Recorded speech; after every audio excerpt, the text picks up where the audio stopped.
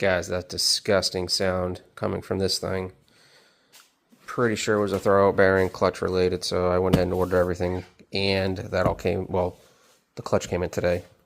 Still waiting for the throwout bearing, and the clutch cable should be here first or second, and then I can get this thing back on the road. I miss driving it so much.